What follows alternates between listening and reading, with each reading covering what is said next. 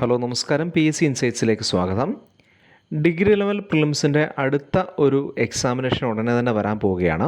Secretariat assistant റിക്രൂട്ട്മെൻറ്റാണ്. അപ്പോൾ അതിലേക്കായിട്ട് പ്രിപ്പയർ ചെയ്യുന്നവർക്ക് ഡിഗ്രി ലെവൽ പ്രിലിംസിൻ്റെ ഒരു പ്രിപ്പറേറ്ററി സീരീസാണിത്. ഇവിടെ നമ്മൾ മുൻകാല ചോദ്യങ്ങൾ, പ്രീവിയസ് ക്വസ്റ്റ്യൻസ് ചർച്ച ചെയ്യുന്നതായിരിക്കും. 2021 075 എന്ന് പറയുന്ന ഈ കാറ്റഗറിയിൽപ്പെട്ട ക്വസ്റ്റ്യൻ പേപ്പറാണ് നമ്മൾ ഇവിടെ ചർച്ച ചെയ്യുന്നത്. ജോഗ്രഫി എന്ന് പറയുന്ന സബ്ജക്റ്റാണ് നമ്മളിവിടെ നോക്കുന്നത്. നമുക്ക് സിലബസ് അനുസരിച്ചിട്ട് ജോഗ്രഫിക്ക് 5 മാർക്കിന് 5 ചോദ്യങ്ങളാണ് ഓരോ പ്രിലിംസിൻ്റെ എക്സാമിനേഷനും വരിക.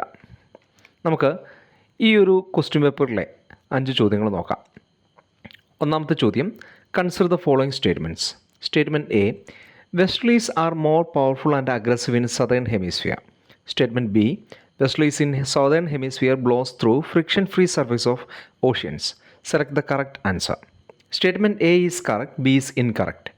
B, statement B is correct, A is incorrect. C, both statements are incorrect. D, both statements are correct and statement B explains statement A. The right answer D ആണ്. Both statements are correct and statement B explains statement A എന്നുള്ളതാണ് യഥാർത്ഥ option. നമുക്കിതിൻ്റെ വിശദാംശങ്ങളിലേക്ക് പോകാം. ഇവിടെ നമുക്ക് 2 statement തന്നിട്ടുണ്ട് എന്നത് കൂടാതെ കുറച്ചും കൂടെ ടഫ് ആക്കുകയാണ് ചെയ്തിരിക്കുന്നത്. 2 സ്റ്റേറ്റ്മെൻറ്റ്സും കറക്റ്റാണോ എന്ന് മാത്രം നോക്കിയാൽ പോരാ. അതിൽ സ്റ്റേറ്റ്മെൻറ്റ് ബി എന്ന് പറയുന്നത് സ്റ്റേറ്റ്മെൻറ്റ് എയുടെ കറക്റ്റ് എക്സ്പ്ലനേഷൻ ആണോ എന്ന് നമ്മൾ ചെക്ക് ചെയ്യണം. നമുക്ക് എക്സ്പ്ലനേഷനിലേക്ക് പോകാം. വെസ്റ്റർലീസ് അല്ലെങ്കിൽ പശ്ചിമവാതകങ്ങൾ എന്ന് പറയുന്നത് ഗ്ലോബൽ വിൻഡ് സിസ്റ്റത്തിലെ ഒരു പ്രധാനപ്പെട്ട കാറ്റുകളാണ്. ഈ കാറ്റുകൾ ഗ്ലോബൽ വിൻഡ് സിസ്റ്റത്തിൽ വർഷം മുഴുവൻ വീശിക്കൊണ്ടിരിക്കുന്നു.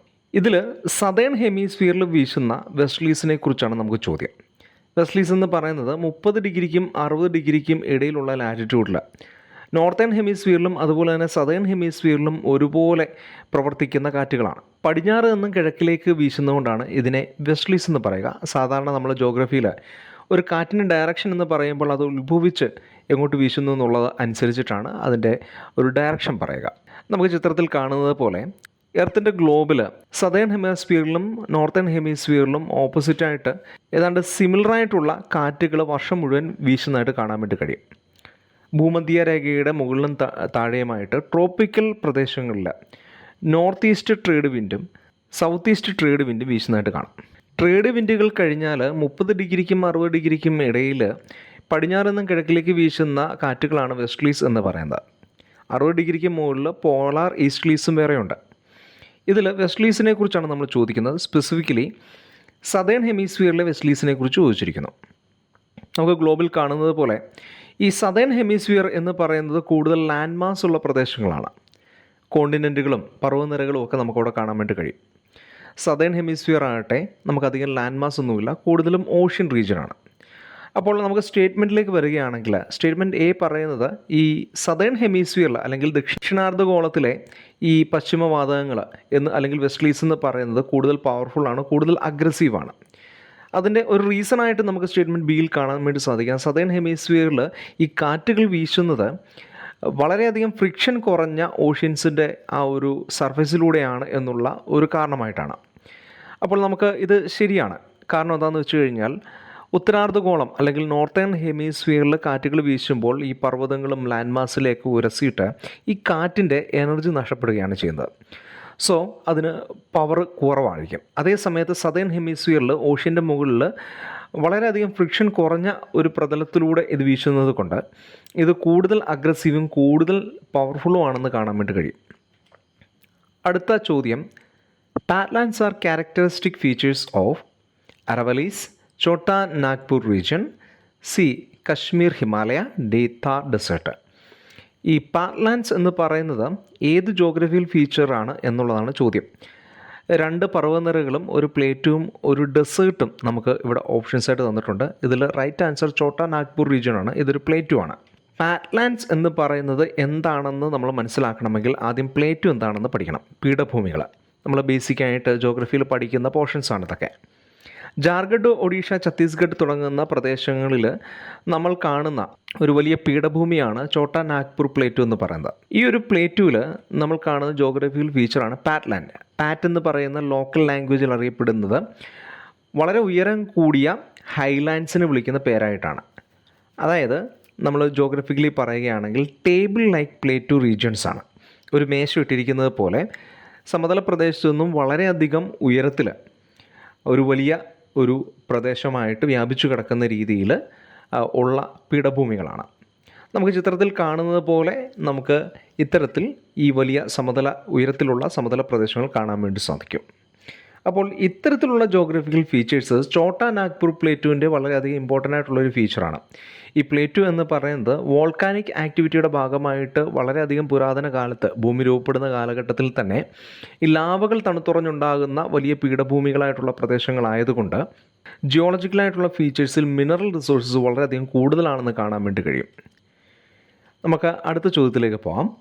ഐസോഹാലൈൻസ് are lines joining places having equal A cloud cover, B salinity, C sunlight, D seismic waves. ഇത് മാപ്പ് സ്റ്റഡിയെ ബേസ് ചെയ്തിട്ടുള്ളൊരു ചോദ്യമാണ്. ഒരേ അളവിലുള്ള ഈ ഓപ്ഷൻസിൽ കാണുന്ന എന്തോ ഒന്നിൻ്റെ ഒരേ അളവിലുള്ള പ്രദേശങ്ങൾ കൂട്ടിമുട്ടിച്ചുണ്ടാക്കുന്ന ലൈനുകൾ മാപ്പുകളിൽ ജോയിൻ ചെയ്യുമ്പോൾ അതിനെ ഐസോഹാലൈൻസ് എന്ന് പറയും എന്നാണ് നമുക്കിതിൽ നിന്ന് മനസ്സിലാക്കാൻ വേണ്ടി സാധിക്കുക. ഇതിലേതാണെന്നാണ് നമ്മൾ അതിനകത്ത് പറയേണ്ടത്. അപ്പോൾ ഹാലൈൻ എന്ന് പറയുന്ന വാക്കിൽ നിന്ന് തന്നെ നമുക്കിത് സോൾട്ടുമായിട്ട് ബന്ധപ്പെട്ടതായതുകൊണ്ട് സാലിനിറ്റിയിലേക്ക് നമുക്ക് നേരിട്ട് വേണമെങ്കിൽ പോവാം. അപ്പോൾ ഐസോഹാലൈൻസ് എന്ന് പറയുന്നത് ഒരു മാപ്പിൽ വാട്ടർ ബോഡീസ്, ഓഷ്യൻസ്, സീസ് തുടങ്ങുന്നവയുടെ ഒരേ മെഷർമെൻറ്റിലുള്ള സാൾട്ടും മറ്റ് ലവണങ്ങളും അടങ്ങുന്ന പ്രദേശങ്ങളെ ജോയിൻ ചെയ്ത് വരയ്ക്കുന്ന ലൈൻസ് ആണെന്ന് കാണാൻ വേണ്ടി സാധിക്കും. ഇത് oceanographic patterns, water density, marine ecosystems തുടങ്ങുന്നവയെക്കുറിച്ച് പഠിക്കാൻ വേണ്ടി വളരെയധികം ഉപയോഗപ്രദമാണ്. നമുക്ക് മറ്റ് ഓപ്ഷൻസിലേക്ക് പോവുകയാണെങ്കിൽ cloud cover, sunlight, seismic waves എന്നിവ നോക്കാം. ഒരേ തരത്തിലുള്ള ക്ലൗഡ് കവറുകളെ ബന്ധിപ്പിച്ച് വരയ്ക്കുന്ന വരകളാണ് ഐസോനെഫ്സ്. മാപ്പുകളിൽ ഒരേ തരത്തിലുള്ള സൺലൈറ്റുകളാണെങ്കിൽ അവയെ ഐസോഹെൽസ് എന്നും, ഒരേ സീസ്മിക് ഇൻറ്റൻസിറ്റിയുള്ള പ്രദേശങ്ങളെ അല്ലെങ്കിൽ ഭൗമതരംഗങ്ങളെ ബന്ധിപ്പിച്ച് വരയ്ക്കുന്ന ലൈൻസിനെ ഐസോസീസ്മൽ ലൈൻസ് എന്നും വിളിക്കും. ഇതിൽ ഐസോസീസ്മൽ ലൈൻസ് എന്ന് പറയുന്നത് നമുക്ക് ഭൂകമ്പവും മറ്റ് ബന്ധപ്പെട്ടിട്ടുള്ള പ്രധാനപ്പെട്ട ഇൻഫർമേഷൻ തരുന്ന മാപ്പുകളാണ്. Consider the following statements on Western Ghats. Which one is correct? A. Western Ghat is a young fold mountain. B. Western Ghat was formed in tertiary period. C. Western Ghat is an escarpment. D. Western Ghat is composed of sedimentary rocks. Right answer C ആണ്. Western Ghat is an escarpment എന്നുള്ളതാണ് right answer. നമുക്ക് ഇത് എന്തുകൊണ്ട് ശരിയായി, മറ്റ് options എന്തുകൊണ്ട് തെറ്റായി എന്ന് നോക്കാം. എസ്കാർപ്മെൻറ്റ്സ് എന്ന് പറയുന്നത് വളരെ സ്റ്റീപ്പായിട്ടുള്ള സ്ലോപ്പാണ്, വളരെ വലിയ ലോങ് ക്ലിഫുകളാണ്. ഇത്തരത്തിലുള്ള ലോങ് ആയിട്ടുള്ള ക്ലിഫുകൾ അല്ലെങ്കിൽ സ്റ്റീപ്പായിട്ടുള്ള സ്ലോപ്പുകൾ രൂപപ്പെടുന്നത് ഫോൾട്ടിംഗ് പ്രോസസ്സ് മൂലമോ അല്ലെങ്കിൽ ഇറോഷൻസ് മൂലമോ ആയിരിക്കാം. ഫോൾട്ടിംഗ് എന്ന് പറഞ്ഞു കഴിഞ്ഞാൽ ഒരു പ്രദേശം ഇടിയുന്നു, കുറച്ച് പ്രദേശങ്ങൾ ഉയർന്നു വരുന്നു, ഇങ്ങനെയുള്ള രീതികളാണ്. അപ്പോൾ ഇങ്ങനെയുള്ള എലിവേഷൻസ് നമുക്ക് ഈ വെസ്റ്റേൺ ഗാട്സിൻ്റെ, പ്രത്യേകിച്ച് ഈ ഡെക്കാൻ ട്രാപ്സിൻ്റെ ആ ഒരു പ്രദേശങ്ങളിലായിട്ട് അറബിക്കടലിനോട് ചേർന്ന് വലിയ ഉയരത്തിൽ ചെങ്കുത്തായ രീതിയിൽ കാണാൻ വേണ്ടി സാധിക്കുമെന്നുള്ളതാണ് വെസ്റ്റേൺ ഗാട്സിൻ്റെ ഒരു ഡിസ്റ്റിങ്റ്റീവ് ഫീച്ചർ. നമുക്ക് മറ്റ് ഓപ്ഷൻസ് എന്തുകൊണ്ട് തെറ്റായി എന്ന് കാണാം. ആദ്യമായിട്ട് western Ghats as A young fold mountain. ഇതിൽ രണ്ട് കാരണങ്ങൾ കൊണ്ട് ഈ സ്റ്റേറ്റ്മെൻറ്റ് തെറ്റാണ്. ഒന്നാമതായിട്ട് ഇത് യങ് എന്ന് പറയുന്ന പരാമർശം തെറ്റാണ്. രണ്ടാമതായിട്ട് ഫോൾഡ് മൗണ്ടൻ എന്ന് പറയുന്ന പരാമർശവും തെറ്റാണ്. യങ് എന്ന് പറയുമ്പോഴത്തേക്ക് ഇന്ത്യയിലെ ഏറ്റവും യങ്ങസ്റ്റ് ആയിട്ടുള്ള പർവ്വതനിര ഹിമാലയാസ് ആണ്. വെസ്റ്റേൺ ഗാട്സ് വളരെയധികം പൗരാണികമായ ഒരു മൗണ്ടൻ റീജിയനാണ്. അതേപോലെ തന്നെ ഫോൾഡ് മൗണ്ടൻ അല്ല, ഫോൾട്ട് മൗണ്ടൻസ് ആണ്. ഫോൾട്ടിംഗ് എന്ന് പറഞ്ഞു കഴിഞ്ഞാൽ ഈ ഫോൾഡിൽ നിന്ന് വ്യത്യസ്തമായിട്ട് ഒരു പ്രദേശത്തെ അത് ഇടിഞ്ഞ് താഴോട്ട് വരികയോ അല്ലെങ്കിൽ വിട്ടുമാറുകയോ അങ്ങനെയുള്ള രീതിയിൽ രൂപപ്പെടുന്നതാണ്. ഫോൾഡ് മൗണ്ടൻസ് എന്ന് പറയുന്നത് രണ്ട് ലാൻഡ് മാസസ്, പ്രത്യേകിച്ച് രണ്ട് കോണ്ടിനെൻറ്റുകൾ പരസ്പരം ഇടിച്ചിട്ടുണ്ടാകുന്ന മടക്കുകൾ കാരണം രൂപപ്പെടുന്ന മൗണ്ടൻസ് ആണ്. ഇനി formation in the tertiary period എന്ന് പറയുന്നതും തെറ്റാണ്. നമുക്ക് ജിയോളജിക്കൽ ടൈം സ്കെയിലുകളെ ഭൂമി ഉണ്ടായിട്ട് രൂപപ്പെടുന്ന കാലഘട്ടത്തെ ലക്ഷക്കണക്കിന് വർഷങ്ങളടങ്ങുന്ന ജിയോളജിക്കൽ ടൈം സ്കെയിലായിട്ട് തിരിക്കാം.